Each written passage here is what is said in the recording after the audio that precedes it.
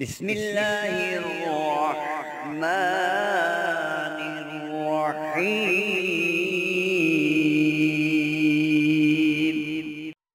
نحمده ونصلي على رسوله الكريم.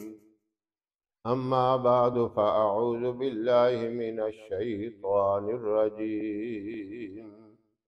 بسم الله الرحمن الرحيم.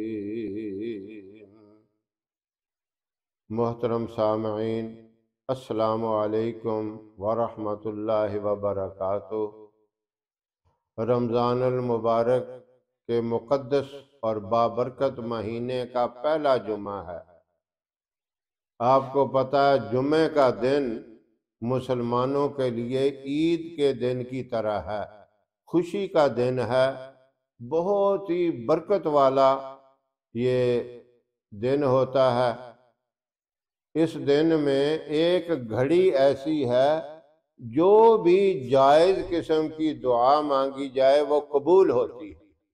جس طرح لیلۃ القدر کی رات میں ایک گھڑی اللہ نے ایسی رکھ دی، اس میں جو بھی ہم دعا مانگیں گے وہ دعا قبول ہوگی، اسی طرح جمعۃ المبارک کے دن میں بھی ایک گھڑی ہے، لیکن یہ گھڑی اللہ نے پوشیدہ رکھی ہے تاکہ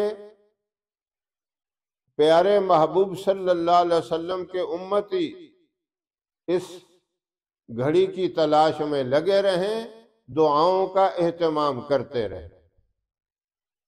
اور پھر رمضان المبارک کا مہینے میں جو جمعہ آ جائے تو پھر وہ اتنا بابرکت ہو جاتا ہے، یہ مہینہ بھی برکت والا اور اس میں جمعہ کا دن بھی برکت والا، اس کی برکتوں میں اور اضافہ ہو جاتا ہے، وہ برکتیں حد سے زیادہ بڑھ جاتی ہیں۔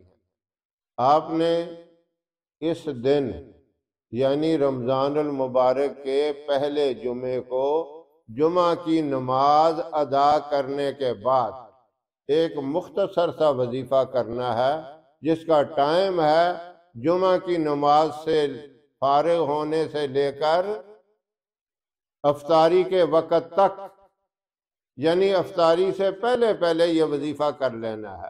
وظیفہ کیا ہے؟ ایاک نعبد و ایاک نستعین۔ معنی کیا ہے اس کا؟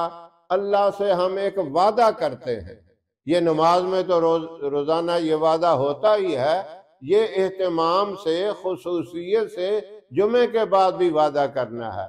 اے اللہ، ہم تیری ہی عبادت کرتے ہیں، ہی کے لفظ پہ زور دینا ہے، یہ نہیں کہ اے اللہ ہم تیری عبادت کرتے ہیں۔ اگر یہ کہیں گے اے اللہ تیری عبادت کرتے ہیں، پھر اس بات کا احتمال ہے کہ کوئی اور ایسی ہستی بھی ہے جس کی عبادت کی جائے۔ جب ہم ہی کا لفظ کہیں گے ترجمہ کرتے وقت تو پھر اس میں سے بھی نکل جائے گا، یعنی ہی خالص اللہ کی ذات ہوگی اور دوسرا اس سے نکل جائے گا، یعنی مخلوق میں سے پھر کوئی ایسی ہستی نہیں ہے جس کی عبادت کی جائے۔ احترام اور ہے، احترام تو کیا جا سکتا ہے لیکن عبادت کے لائق اللہ کے سوا اور کوئی نہیں۔ اور دوسری چیز، اے اللہ تجھ ہی سے مدد مانگتے ہیں، یہ مدد بھی جو ہے یہ بھی اللہ ہی سے مانگنی چاہیے۔